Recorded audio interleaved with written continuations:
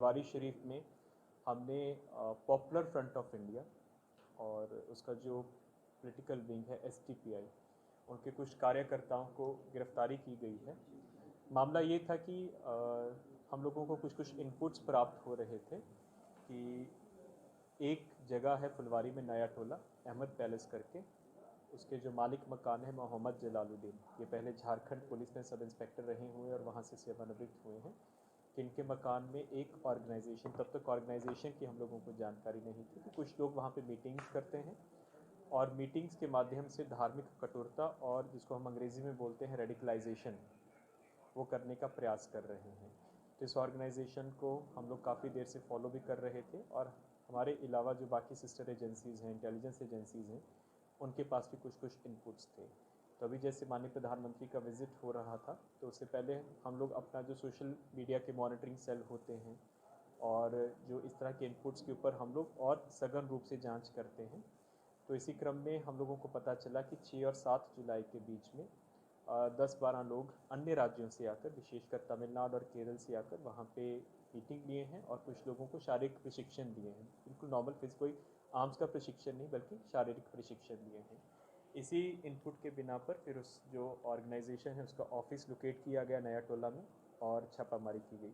छापामारी के क्रम में हमको वहाँ से कुछ ऐसे डॉक्यूमेंट्स मिले जो कि जिसमें भारत को इस्लामिक राष्ट्र बनाने के लिए कुछ कार्य योजना थी और इस प्रकार की कुछ टिप्पणियाँ थी कि हम लोग किस तरह से जो एक पर्टिकुलर ऑर्गेनाइजेशन है इसका पॉलिटिकली हम कैसे एक्सपेंड करेंगे और किस तरह से धीरे धीरे इस्लामिक राष्ट्र की तरफ हम लोग देश को लेकर जाएंगे। उसी के बिना पे इन डॉक्यूमेंट्स को सीज़ किया गया है और फुलवारी थाना में FIR हुआ है।